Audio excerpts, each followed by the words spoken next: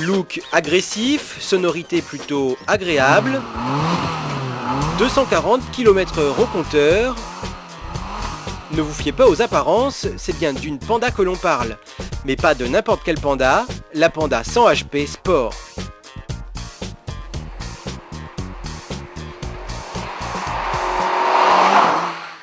Sa dénomination 100 HP, elle la tient d'une longue lignée d'italiennes sportives et racées, construites depuis 1899. La plus célèbre d'entre elles étant la 300 HP qui réalisa le record du monde de vitesse à 290 km/h en 1911.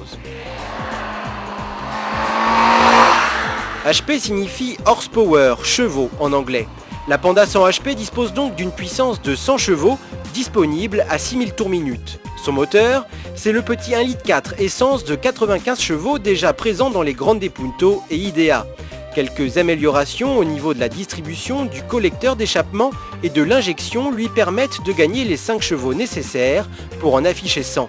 Lorsque l'on sait que la petite Panda reçoit une boîte manuelle à 6 rapports et surtout que son poids à vide n'est que de 975 kg, on est en droit d'imaginer le meilleur.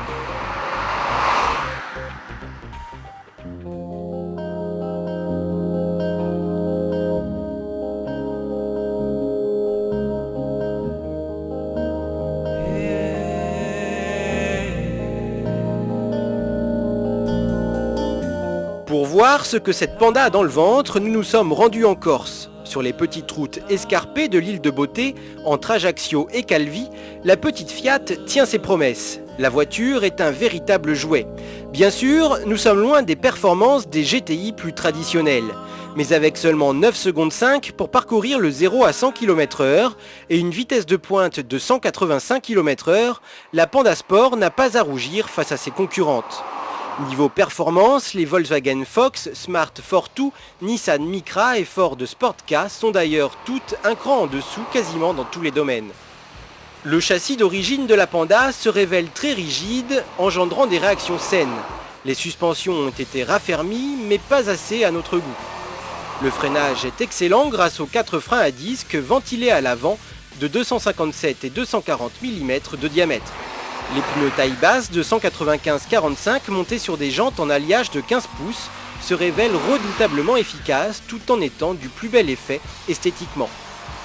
Malgré un léger sous-virage, la voiture s'inscrit bien dans les courbes. Ses réactions sont prévisibles et l'on se fait rapidement plaisir sans avoir besoin d'atteindre des vitesses prohibées. La Panda, c'est la citadine par excellence. Sa direction est donc très assistée, trop pour certains. Or sur une voiture de sport, ça peut être problématique pour pouvoir avoir de bonnes sensations au volant.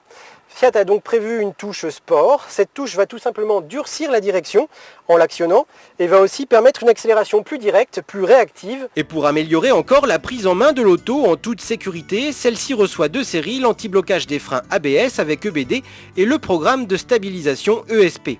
Toujours au plan de la sécurité, notons les airbags avant et latéraux de série. A l'intérieur, on retrouve l'habitacle de la Panda à quelques différences près.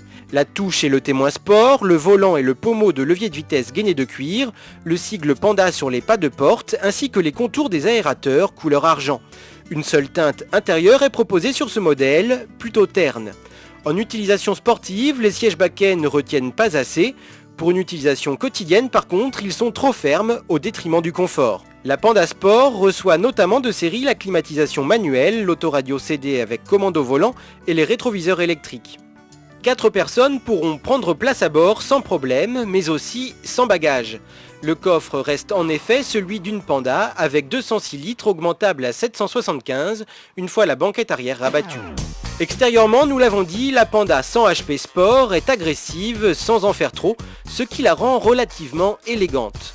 À l'avant, Fiat a doté cette Panda d'une calandre et d'un bouclier spécifique qui intègre les antibrouillards.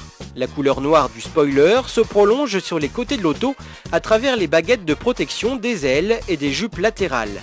Les vitres arrière sont teintées. À l'arrière, on retrouve un bouclier spécifique qui intègre la sortie d'échappement chromée. Le petit becquet vient accentuer l'effet sportif.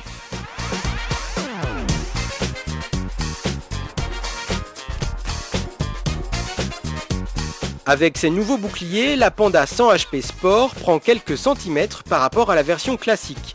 40 en longueur, 17 en largeur. Elle en perd par contre 20 en hauteur.